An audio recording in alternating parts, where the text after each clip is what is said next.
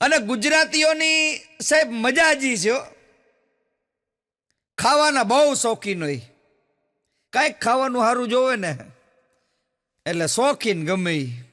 નવરા બેઠા હોય ને તો બગાસા ખાય, ફરવા જાય તો હવા ખાય, ઊંઘ આવે તો જોકા ખાય, માંદા પડે તો ઉધરસ ખાય, અને પત્નીનું ન માને તો પાછા ધોકાય ખાય.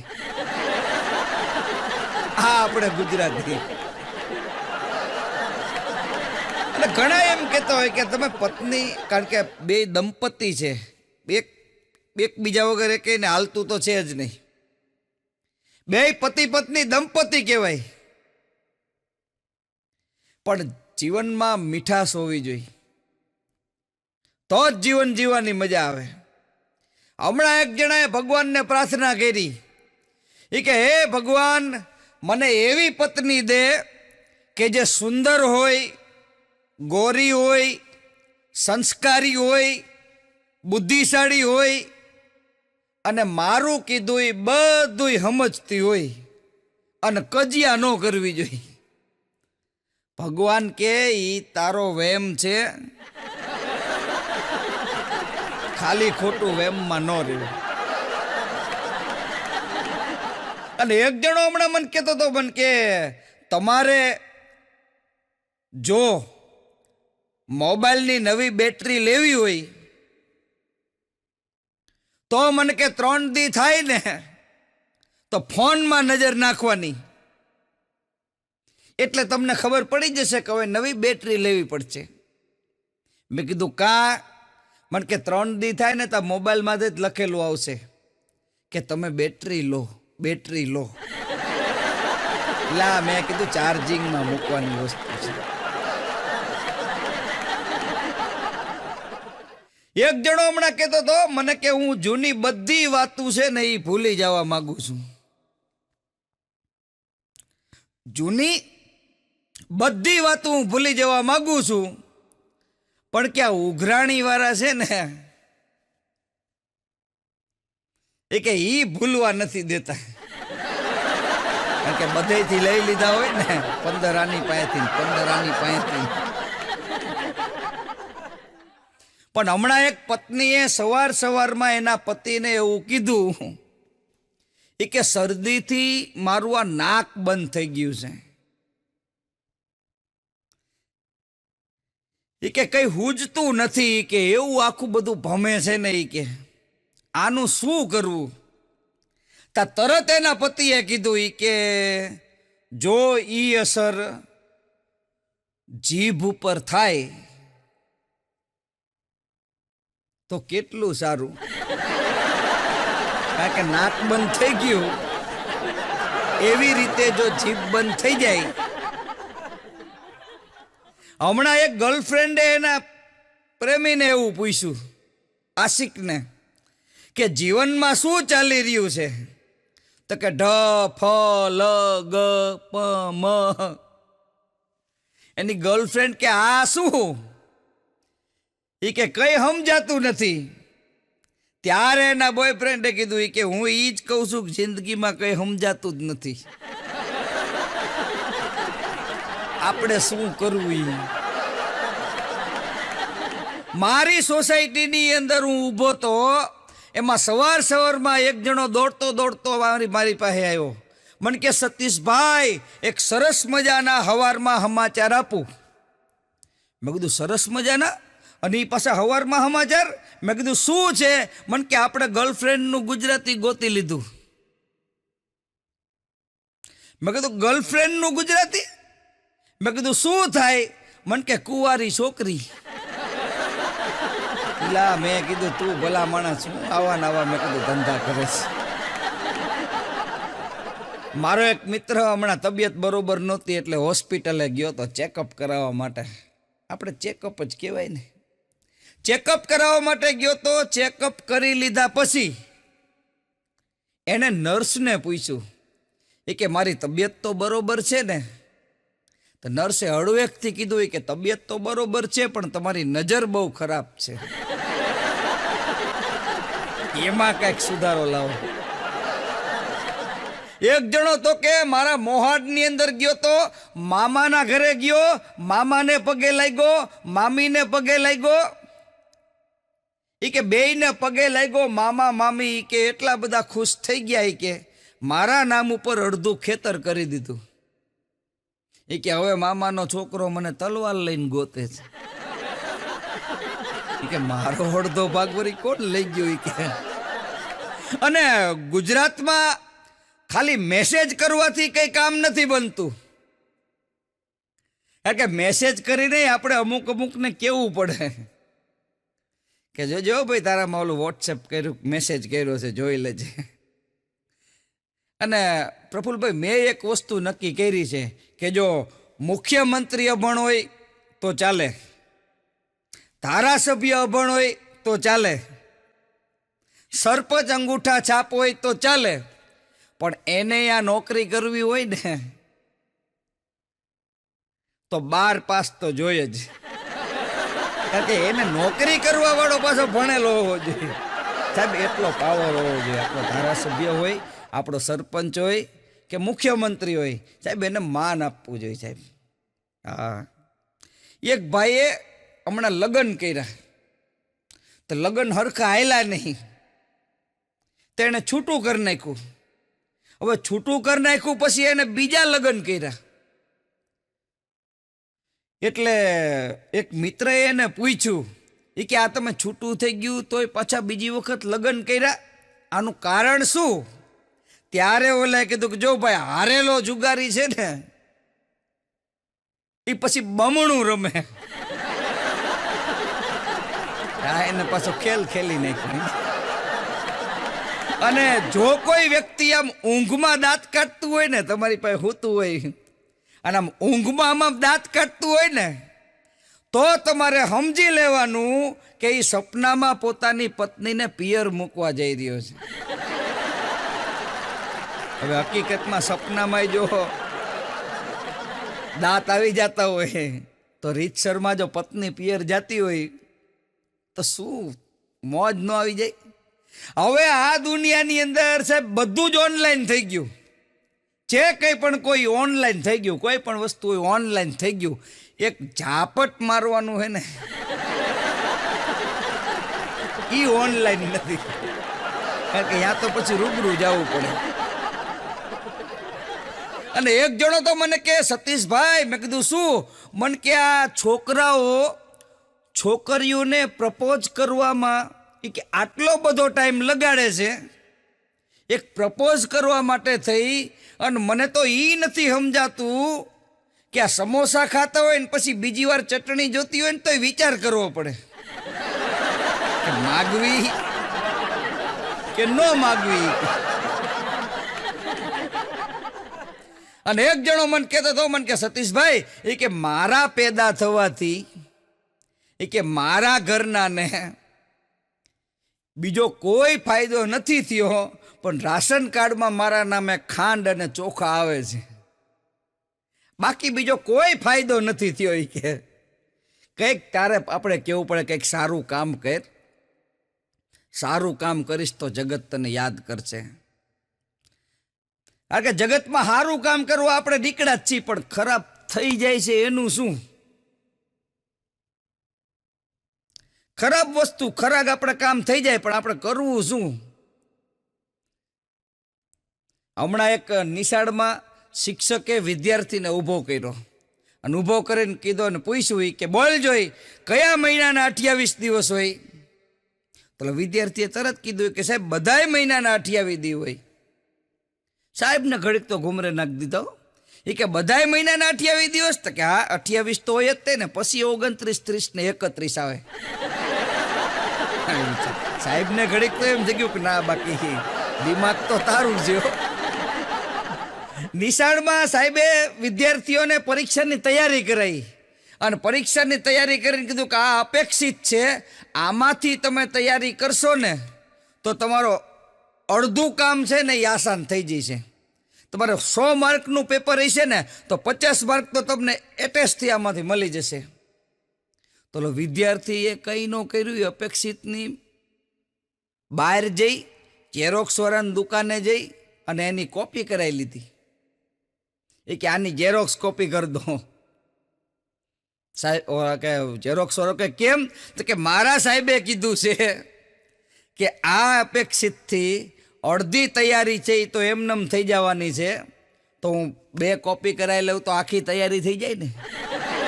હવે એવું નથી વિચારતો કે આ ના થાય, પણ અમુક છોકરા એવા હોય.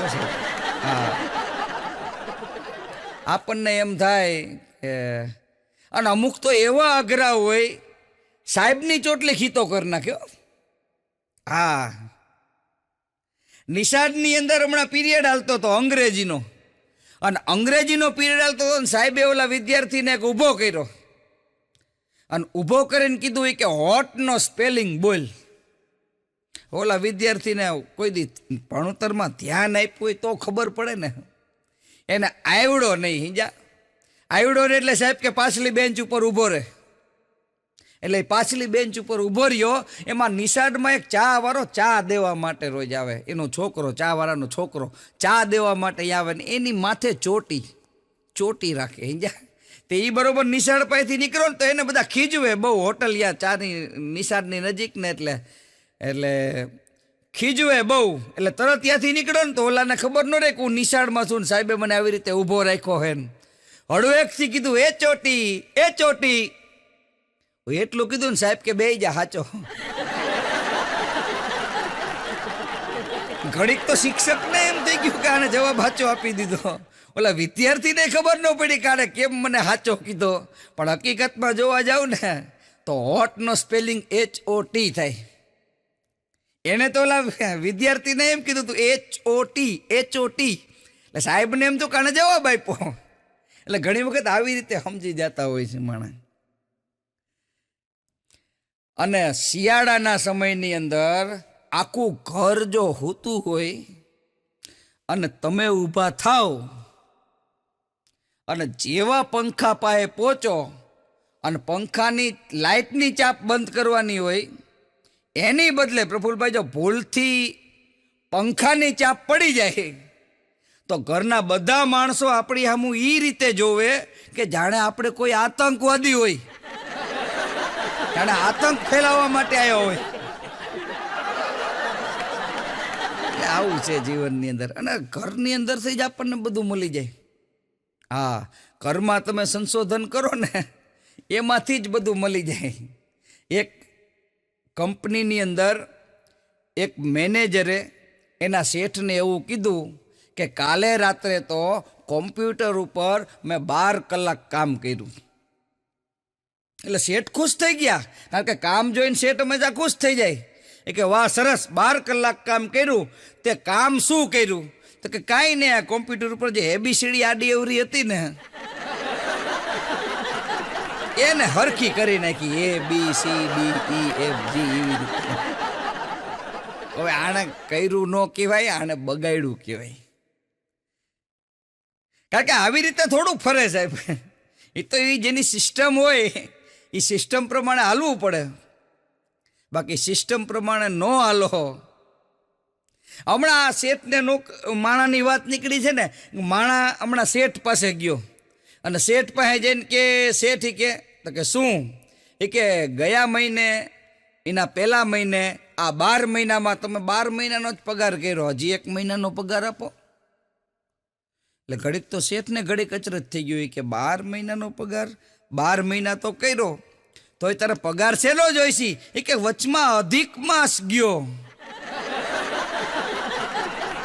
એ કે એ તો 13મો મહિનો કહેવાય ને. હવે આને મારવોક મેલી દેવું. હમણાં એક ભાઈ મને કે મારી માથે તો આખું આકાશ તૂટી પડ્યું. એ કે આકાશ તૂટી પડ્યું. એ કે મેં કીધું તો મને ફોન કરાય ને, હું ઊભું કરાવવા આવે. મને કે એમ નહીં, દુઃખનો ડુંગર તૂટી પડ્યો. મેં કીધું ડુંગર ઉપાડવા આવે. સાહેબ મિત્ર માટે તો જાન કુરબાન છે. મારો એક ભાઈબંધ છે, એના બાપાને એવી બીક ગરી ગયો, આહા એવી બીક ગરી ગઈ કે ઘરમાં એ પંખા નીચે સૂતો હોય ને તો એને આખી રાત એ ચિંતા થાય કે પંખો પડશે તો. આ પંખો પડશે તો હું શું કરીશ? પછી મને કીધું આવો, એટલે મેં કીધું એક કામ કર, તો એને પંખા નીચે ન હુરાવો. મેં કીધું આ બાજુ સેટીમાં જગ્યા કરી દેવી. એ કે ના, તો ઈ એમ કે ધાબુ પડે તો આવા કેટલા હોય છે. એ કે ધાબુ પડે તો મેં કીધું એને ખુલ્લા આકાશમાં હુરાવો, તારે બહાર ફળિયામાં પથારી કરી દેવી. એ કે ના, તો એમ કે આકાશ પડે તો. એકેય વાતે એને પહોંચાય એવું નથી. પછી મેં કીધું એક કામ કર, તારા બાપા હુવે છે કઈ રીતે? તો કે આમ ઊભા. મેં કીધું એક કામ કર, એમને છે ને આમ ઊંધી રીતે સુવડાવી દે. ઓશિકાની ઓલી બાજુ મોઢું રાખી અને ઊંધી રીતે ચાદર નાખીને હુરાવી દે. મને કે કેમ? મેં કીધું ઉપર જોવે તો બધું પડે ને. ઈ જો ઊંધા હૂતા હોય તો એને જેમ થાય કે હું પંખા ઉપર હૂતો છું, હું ધાબા ઉપર હૂતો છું અને હું આકાશ ઉપર હૂતો છું. મને કે આવો, ઈ વાત સાચી છે. ત્યારે કેવું પડે કે તું મીઠી મધ જેવી ને છતાં જીવન ખારું હતું. તું મીઠી મધ જેવી છતાં જીવન ખારું હતું. ભૂલાઈ ગઈ હતી તારી યાદ, કેવું સારું હતું. એ ભૂલી ગયા હોય ને પછી જે યાદ આવે એની વાત જ કંઈક નોખી હોય છે. હોસ્પિટલની અંદર એ ઘણા ડખા થઈ જાય. હા, તમે દવાખાને જાઓ ને બહુ જોઈ વિચારીને જવું પડે. કારણ કે મારી જિંદગીમાં બની ગયેલો આ કોઈ જોક્સ નથી. એમાં એવું હોય કે મારા સંબંધીને દાખલ કર્યા હતા, એટલે હું એને રાત મારે અહીંયા રોકાવાનું હતું. હવે રાત રોકાવાનું હતું એટલે એમાં એવું હતું કે એને સિવાય પડખે બીજો એક ખાટલો ખાલી હતો. જો હું તમને સલાહ આપું છું કે આ વસ્તુ થાય ને તો આ વસ્તુ કરવાની. પડખે ખાટલો ખાલી હતો, મને એમ થયું કે આવું નીચે હું એના કરતાં હાલો ને આપણે પલંગ બાજુમાં ખાલી છે ત્યાં હોઈ જઈ. આ બાજુ મારા સંબંધીનો પલંગ અને આ બાજુ મારો પલંગ. અને રાત્રે 3 વાગે ડૉક્ટર આવ્યા ચેકઅપ માટે. હવે જેવા અંદર આવ્યા ને પૂછ્યા કાંઈ વગર સીધું જ પેલું મને ઇન્જેક્શન મારી દીધું. બોલો, એવું ફેરવીને ઇન્જેક્શન માર્યું ને સાહેબ દુખવા માંડ્યું. મેં કીધું પણ સાહેબ પડખે દર્દી છે. તો મને કે તમારે પલંગ ઉપર ન હોવાય ને. એટલે હું તમને કહું છું મારો જાત અનુભવ કે તમે કદાચ તમારા સંબંધને દાખલ કર્યા હોય અને કદાચ જો સૂવું પડે તો તમારે નીચે હોઈ જવું. બાકી જો તમે ઉપર હૂતા તો ઇન્જેક્શન ખાવાની તૈયારી રાખજો. એક ભાઈ સ્પ્રે લઈ છાટી અને પોતાના ઘરની અંદર બેઠો હતો. સ્પ્રે છાટેલો અને પોતાના ઘરની અંદર બેઠો હતો. હવે જેવો એ બેઠો હતો ને એમાં રાતના 2 વાગે જીન પ્રગટ થયું. કારણ કે સ્પ્રે એને ગમતો હશે. અમુક ભૂત આદિ વ્યાધિ ઉપર આવે કે સ્પ્રે છાટી ન નીકળવું, પલિત ને એવું બધા નીકળતા હોય રાતે. એટલે ત્યાંથી બરોબર જીન નીકળ્યું છે ને જીનને સુગંધ ગમી ગઈ તો અંદર આવ્યું ને કે માયગી કે માયગી આપી દઉં કે. તો ખુશ થઈ ગયો, કારણ કે પોતે હતો વાંઢો, લગ્નનો ક્યાંય મેળ આવતો નહોતો. એટલે તરત ઓલાએ કીધું કે ઘરવાળી આપો. અને જીને તો હાથમાં હાવેણી લીધી ભાઈ, આખે આખું ઘર છે ને એ વાળી દીધું અને જીન વયું ગયું. કહેવાનો તાત્પર્ય એ છે કે માગતાય ઘણી વખત આવડે નહીં, લોચા પડી જાય. કારણ કે ઓલાએ શું કીધું, તું ઘરવાળી આપો, આને ઘરવાળી આપ્યું. એટલે સમજણની મજા છે. કીધું ને શબ્દો સમજાય ને તો જીવનની મજા આવે. શિક્ષકે નિશાળની અંદર વિદ્યાર્થીને કીધું કે ક્રિકેટ મેચ વિશે તમે નિબંધ લખી આવો. તો વિદ્યાર્થીએ ખાલી એટલું જ લખ્યું કે વરસાદ પડ્યો ને મેચ બંધ રહી. સાહેબ કે આવું હવા લઈ કે સાહેબ વરસાદ કે હવે તો પાછું નવું ઓલું ડીયું કંઈક ડીયું પડે તોય મેચ અટકી જાય છે.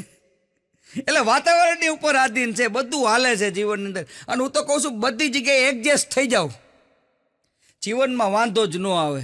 હા, અને અમારા જ્યારે નાનો હતો ને ત્યારે આપણે સરસ મજાના આપણા ક્રિકેટર હતા નવજોતસિંહ સિદ્ધુ, આપણા ભારત તરફથી રમતા હતા. વન ડાઉન કાયમ મેચ રમવા માટે આવે. એટલે અમે હું ને મારો નાનો ભાઈ બે જણા બેઠા હોય ને અમે ક્રિકેટની વાતો કરતા હોય સમજ્યા. તો ક્રિકેટમાં હું એમ કહું ને કે સીધું રમે છે તો મને કે ના ક્યાંક ક્યાંક આડું રમે છે મારો ભાઈ. એટલે મેં કીધું નામ સીધું એટલે નામ હરરાજ કવિએ કીધું છે ને, બહુ ગુણવંતો નીમ નીમકો કડવો કિયો, 14 વિદ્યા ગુણ કવિ કવિ કો કંઠ ન દિયો, કંઠ વધુ કોકિલ કોકિલ કો રૂપ ન દિયો, રૂપ વધુ મોર મોર કો પાવ ન દિયો, પાવ વધુ પદમણી બાઈ તો ઉનકો વરવો વર દિયો, અવચલ રાજે મોચલે વારો મારો ઠેર ઠેર કા ભૂલી ગયો. કવિ લખે હારું, કવિને કંઠ ન હોય, કંઠ હારો કોયલને હોય તો કોયલને રૂપ હારું ન હોય, રૂપ હારું મોરને હોય તો મોરને પગ હારા ન હોય, પગ હારા પદમણી બાયું ન હોય તો એને વર હારા ન હોય. એને વળી કોથળીયું વાળા ફટકી જાય. અને પીધેલાની હાલત તો ખરેખર પીધેલા જેવી છે. એક જણનો ઝાડ ઉપર ચડી ગયો ને આમ ઉપર પીધેલો ડોલવા માંડ્યો ને એમાંથી થોડીક વાર થઈને ધડામ કરતો નીચે પડ્યો ઝાડ ઉપરથી નીચે પડ્યો ને તો લોકો શું થયું એ કે હું પાકી ગયો. એ કે હું પાકી ગયો. એ કે ઓલો કે બીજો તો એ કે કાંઈ વાંધો નહીં, પાકી ગયો તો હાલો તો હમણાં ચપ્પુથી કાપીને ખાઈ જવું. ઓલો વિયો ગયો. એ કે હવે કોઈને કાંઈ કહેવા જેવું નથી રહ્યું જીવનમાં. એટલે કેવું હોય ને તો તમારું માને ને એને જ કેવું, બાકી કોઈને કેવું નહીં. કારણ કે સલાહ છે ને એ બધાને દે, કારણ કે એ મફતમાં મળે. પણ સામે સલાહ આપણી સ્વીકારતો હોય ને એવી વ્યક્તિને જ આપણે દેવું પડે. હા, અમારે તો હમણાં એક ભાઈ ગુજરી ગયા હતા તો મને કે એ ભાઈનું કોઈ છે નહીં, મને કે 4-5 જણાને મને કે આપણે એ કે જવું પડશે, એ કે ગમે એમ કરો, એ કે હાલો, એ કે. અને હું તો કહું છું એવું કામ હોય તો જાઉં. તો મને કીધું વાંધો નહીં, તમે બધા ગયા. અરે હવે અહીંયા ગયા ને ત્યારે ખબર પડી કે ભાઈનું શરીર બહુ જબરજસ્ત હેવી હતું. હા, કોઈ ઉપાડવા રાજી ન થાય. આને શમશાને લઈ જવા કેમ? પછી હળવેકથી મેં બીજો એક જણો મને લઈ ગયો હતો ને એને કીધું, મેં કીધું એક કામ કર, આ ઘરનાઓને કે ટિફિનની કંઈક વ્યવસ્થા કરી દે. કારણ કે આને એમને મૂકીને તો અવાય નહીં, આપણે ગમે એમ કરીને લઈ તો જઈ શમશાન સુધી, પણ પછી આ એમને મૂકીને તો હોય ને આને વાલ લાગે એટલે આપણે પાછું હાંજ પડી જાય. એટલે ઘરના ટિફિન બનાવી દેતા હોય તો આપણે લઈ જઈએ હાયરે. અને ભાઈ એની સ્મશાન યાત્રા તૈયાર થઈને વાયમ બધા ટિફિન લઈને જયો. બધાના હાથમાં એક એક ટિફિન, આગળ રામ બોલો ભાઈ રામ કરતા નીકળ્યા. એમાં મારો એક મિત્ર જોઈ ગયો, એને આવી કાંઈ ખબર નહીં કે આ ગુજરી ગયા. ભાઈ બધા કારણ કે ટિફિન લઈને કોણ જાય? ટિફિન લઈને જતા જોયા અમને. ટિફિન લઈને જતા જોઈએ તો મને કે આ પ્રવાસ કઈ બાજુ ઉપડો? મેં કીધું પ્રવાસ નથી ભલા માણા. મેં કીધું ઓલા ગુજરી ગયા આગળ જોતો ખરા, ઓલા જાય છે. મેં કીધું આપણે, મેં કીધું મને કે એમ છે? મેં કીધું હા. મને કે હાલો હું આવું, મારે કે રવિવારનો દિવસ છે, ફ્રી છું. કે મેં કીધું હાલ ટિફિનમાં, મારે આમ તો ખોરાક ઓછો છે, તું હોય થોડુંક વધારે. મેં કીધું પણ બોલું ન રહે. અમે 2 જણા બરોબર ગયા અને હજી તો અહીંયા શમશાને પહોંચ્યા તા તો 3-4 જણા થાયકાતા એવા ને એને એમ થયું કે લાવો નહીં કે જમી લઈ થોડુંક નાસ્તા ટાઈપનું. એ કે અને હવે જમવા બેઠા ને હું બરોબર. મેં કીધું હાલો હું બેસી જવાય રે. હું બેઠો જમવા બેઠો ને એમાં એક જણાએ ગજબ કર્યું. મને કે આ દાયર ટાઢી થઈ ગઈ છે. એ કે મેં કીધું તો શું છે? મને કે સામે ઓલો હરગે અહીંયા ગરમ કરતો હોય ને. મને કે નથી કરવું બાપા. મેં કીધું ગરમ ત્યાં ગરમ કરવા જાય બીજા 4 જણા બીજા ગરમ થઈ જાય. તો ગુજરી ગયા ત્યાં દાયડું ગરમ કરવા જઈ તો તું કે ધરમ કરતા દાયડ પડે ને. અને અત્યારની જનરેશનને તો કોઈ વાંધો આવે એવું જ નથી. વાંધો તો આપણે હતો સાહેબ, પૂછો. કારણ કે પ્રેમ પત્રનો જમાનો અમે પણ જોયો છે. એકબીજાને પ્રેમ પત્ર લખતા, એમાં મામલતદારને અરજી કરતું, એવા તો મોટા મોટા હાંસિયાઓ પાડતા. બીક ઈ હતી અમને કે અમારા પ્રેમ પત્રો છે એ કોઈના હાથમાં ન લાગી જાય. અને અત્યારના જનરેશનને તો બધું વોટ્સઅપમાં જ છે. વધારેમાં વધારે ડિલેટ કરી નાખે. લો ખબર પડે એટલે સીધું ડિલેટ કરી નાખે. અત્યારે તો 2 જ વસ્તુનો જમાનો છે, એક ડિલેટ અને બીજું એક્સેપ્ટ. આ મીડિયાના માધ્યમથી કહું છું, આ સરસ મજાની ચેનલ છે જેમાં તમે હાસ્યનો કાર્યક્રમ નિહાળી રહ્યા છો. ત્યારે એક વાત ચોક્કસને માટે તમને કહું છું કે ડિલેટ અને એક્સેપ્ટ આ જીવનની અંદર સમજદારીની વસ્તુ છે મિત્રો. કારણ કે તમને ન ગમતું હોય ને એ ડિલેટ કરજો, અને સારું ગમતું હોય ને એને એક્સેપ્ટ કરજો, તો આ જીવન જીવવાની તમને મજા આવશે. આમાં તકલીફ ક્યાં થાય છે ખબર છે?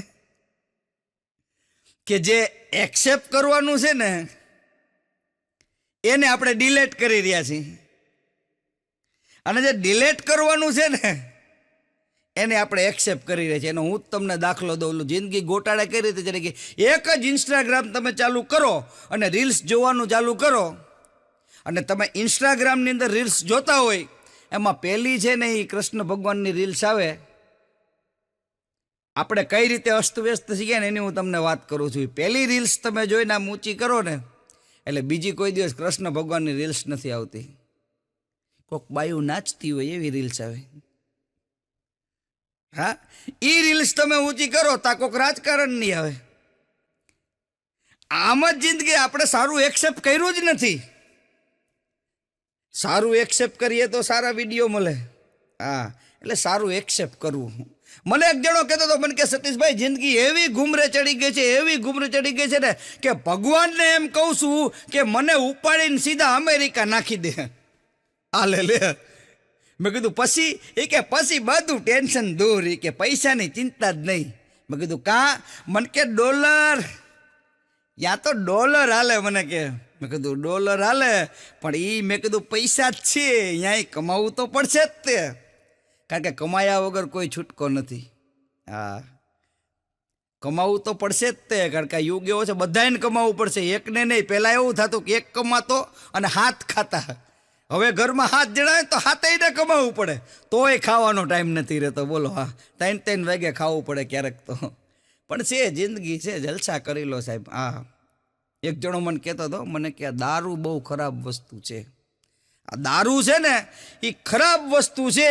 મેં કીધું એ તો મને ખબર છે ખરાબ વસ્તુ છે, તો તું શું લેવા પીને આવ્યો? પોતે પીને આવે અને પછી આપણને કે જાણે આપણે પીને બેઠા હોય. वैसे तो पिलाकर सबको गिरा देता है, किसी एक गिरने वाले को उठा ले साकी. કારણ કે પીન તો બધા પડી જાય છે, પણ એવો કોક દારૂ લઈ આવો ને કે જે પીવે ને ત્યાં એને સાચું જ્ઞાન થઈ જાય કે આ વસ્તુ અડાય નહીં છે. તો એ અડે છે માણસો. 2 દારૂડિયા દારૂ પીને ગેટ ઓફ ઇન્ડિયાએ પહોંચી ગયા. ગેટ ઓફ ઇન્ડિયા આપણું ગેટ ઓફ ઇન્ડિયાએ પહોંચી ગયા ને એક દારૂડિયો બીજા દારૂડિયાને કે ગેટ ઓફ ઇન્ડિયા જઈને કેલા માથું ભટકા છે. કારણ કે ફૂલ પીધેલા. એ કે માથું ભટકા છે. એ કે બીજો કે હા માથું ભટકા છે, એક કામ કરે આપણે હુતા હુતા જઈ. હવે એ હુતા હુતા જતા હતા ત્યાં તો બીજા બધા હાલતા હોય તો એ બધા આની ઉપર પગ મૂકી મૂકીને હાલવા માંડ્યા. પછી પેલા દારૂડિયાએ બીજા દારૂડિયાને કીધું કે આપણે હુતા હુતા ગયા તો થોડા થોડા ભટકાણા.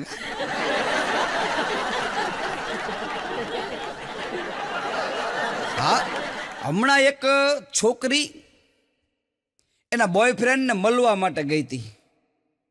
હવે એના બોયફ્રેન્ડને મળવા માટે ગઈ હતી એટલે મળીને આવતા એને મોડું થઈ ગયું. હવે મોડું થઈ ગયું એટલે એને એમ થયું કે હવે ઘરે જઈશ ને એટલે મારી મમ્મી છે ને એ આડા આવડા પ્રશ્નો પૂછશે. એટલે એણે એક કામ કર્યું, પાણીપુરી વાળીની દુકાને ગઈ, ડુંગળી લીધી અને હાથમાં છે ને ડુંગળી ઘસી નાખી. હવે હાથમાં ડુંગળી ઘસી નાખી ને પછી પોતાના ઘરે ગઈ. ઘરે જઈને એને આમ ડોરબેલ વગાડી. હવે ડોરબેલ વગાડી એટલે એને મમ્મીએ દરવાજો ઉઘાડ્યો.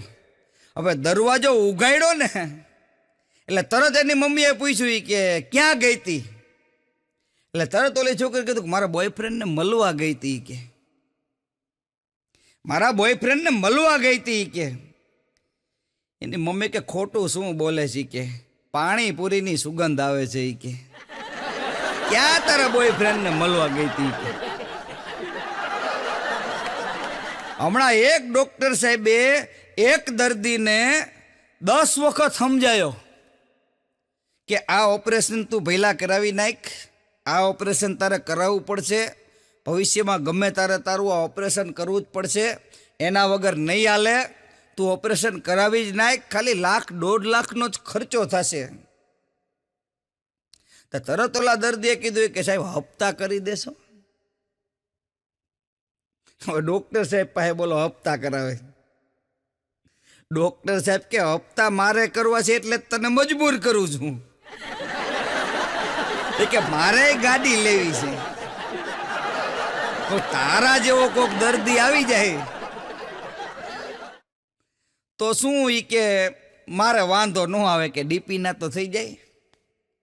માણસ તાર ગાડી લેવી છે ને તો ગાડીની ચિંતા નથી, હપ્તા ભલે 5 વર્ષ હાલે, મેઇન ચિંતા ડીપીની છે. એ કે ડીપીનો મેળ આવી જાય ને પછી હપ્તાનો તો એની મેતે મેળ આવી જવાનો છે. આવે નહીં હો પ્રફુલભાઈ, આપણે એમ વિચારતા હોય 4,000નો હપ્તો છે નીકળી જશે. એ તો પહેલાં 2 નીકળે. જેણે હપ્તા ભર્યા એને પૂછજો, શરૂઆતમાં 1-2 હપ્તા નીકળે, પછી વચ્ચે પહોંચે ને 2 વર્ષ પછી ખબર પડે 26-27 તો ઊંચો નીચો થતો હોય. એટલે 5 તારીખે આવે હો હપ્તો. મૂળ ટૂંકમાં હપ્તા સિસ્ટમ જ દુનિયામાં થઈ જવાની છે. જો હપ્તા સિસ્ટમ થાય તો ડખો કેવો થાય ખબર છે? વ્યાજ વધી જાય. કોઈ પણ વસ્તુનું શાક લેવા જાઓ છો હપ્તેથી આપશો, ટીવી લેવા એ તો બધું આવે છે, ટીવી ને ફ્રીજ ને એવું. શાક લેવા જાઓ, પેટ્રોલ પૂરવા જાઓ છો હપ્તેથી આપશો, તો એ કહે પુરાવી લઈને રોજ તમને તમારો હપ્તો આવે ત્યારે નાખી દે. વાહ, હપ્તો બંધ કરવાની જરૂર છે. આપણને એવું નથી લાગતું આપણે ભગવાન પાસે જોઈએ તો એ હપ્તાથી માગી છીએ બધું. એક વસ્તુ મળી જાય પછી એ ક્યારે માણા નથી માગતો બધું, એમ કે મારે આ જરૂર છે, મારે આ જરૂર છે. એક વસ્તુ ચોક્કસ છે કે તમારા ભાગમાં હશે ને તો ઘડીના 6ઠા ભાગમાંથી તમારી પાસે આવી જશે. હમણાં એરપોર્ટ ઉપર પ્લેન આવવાની તૈયારી હતી, એમાં બરોબર એમ કંઈક આપણો એક ગુજરાતી એ તમાકુ ખાતો હતો. એ તમાકુ ખાતો હતો અને 2-3 ભૂરિયા અહીંયાથી નીકળ્યા. અને આપણા ગુજરાતીને તો નિયમ છે કે તમાકુ બનાવીને તાલી પાડીને આમ ઉડાડવાની. તો ઓલો બરોબર ભૂરિયા નીકળ્યા અને આમ 2 તાલી વગાડી રે, એમાં એ તમાકુ ઉડીને ઓલા ભૂરિયાના નાકની અંદર ગઈ. એટલે થોડુંક આમ ખંજવાર લાગી. પછી ઓલા ભૂરિયાએ ઓલા ગુજરાતી કીધું હાઉ ડુ યુ ડુ ઈ કે આપણો ગુજરાતી એમ જો ને હરખું ઈ કે ઉઈડું તો ઉઈડું, લે તારે શું છે લે હાલે લે કે તારે શું હે ઈ કે. અને એટલો બધો સાહેબ દે આપણો અત્યારે હાર્ડ એન્ડ ફાસ્ટ યુગ છે કે એક જણો અમારા સુરેન્દ્રનગરની અંદર સમોસા લેવા માટે ગયો. એ કે ભાઈ 2 પ્લેટ સમોસા આપો ને. એટલે ઓલા દુકાનવાળાએ પૂછ્યું એ કે પેક કરી દઉં કે આઈને ખાવા છે. તો ઓલો થોડોક અડવિતરો સમજ્યા. એ કે પેકે નથી કરવા, અહીંયા નથી ખાવા. એ કે મેં છે ને સમોસા નામનું ફોલ્ડર બનાવ્યું છે કોમ્પ્યુટર ઉપર, એ કે તું એમાં મૂકી દે, તારી પાસે સિસ્ટમ હોય ને. અને આમ તો સુવાની અમુક તો મજા છે. હા, હુઈ રહેવાની મજા છે. એક જણો મને કે મને એવો વિચાર આવે છે કે હું હૂતો જ રહું. મેં કીધું હા. એ કે પછી એવો વિચાર આવે કે હું નહીં જાગું ને તો મારી પેઢીઓ હોઈ જાય, એટલે મારે જાગવું પડશે. એ કે એક જણો કે હું મારી પત્નીને કાંઈ નથી કહેતો, મારી પત્નીને સહેજે ઊંચા અવાજે વાત નથી કરતો, કારણ કે મારા સસરાની દીકરી એ મારું અભિમાન. એટલે હમણાં એક પતિએ પોતાના ફેસબુક ઉપર એવી પોસ્ટ મૂકી લખીને કે અફાટ નીલા આકાશમાં ઊંચે ઉડી અને ક્ષિતિજને પામવાનું મન થાય છે. તા તરત એની પત્નીએ નીચે કોમેન્ટ કરી એ કે ધરતી ઉપર સ્પર્શ થતાં જ એ કે દૂધની કોથળી લેતા આવજો. હવે આપણી પોસ્ટમાં કોમેન્ટો કરે સાહેબ, ત્યારે આપણને તકલીફ પડે છે. હા, અને ખુશ કેમ રહેવું એ આપણે છે ને કુકર પાસેથી શીખાય. રસોડાની અંદર જે કુકર હોય ને આ એની પાસેથી શીખાય. એનું કારણ છે કે ઉપર પ્રેશર, નીચે આગ, તોય સીટી મારે. હા હા, ઉપર પ્રેશર હોય, નીચે આગ હોય અને તોય સીટી મારે. બોલો, હમણાં એક ડૉક્ટર સાહેબે એક દર્દીને એમ કીધું હતું કે સાંજે 7 વાગે ને એટલે દવા લઈ લેજે. તો ઓલા દર્દીએ 6 વાગે દવા લીધી. બોલો, એટલે એની પત્નીએ કીધું કે તમને 7 વાગે દવા લેવાનું કીધું હતું તો તમે 6 વાગે દવા કેમ લઈ લીધી? ત્યારે એના પતિએ કીધું એ કે સરપ્રાઈઝ આપી કીટાણુને.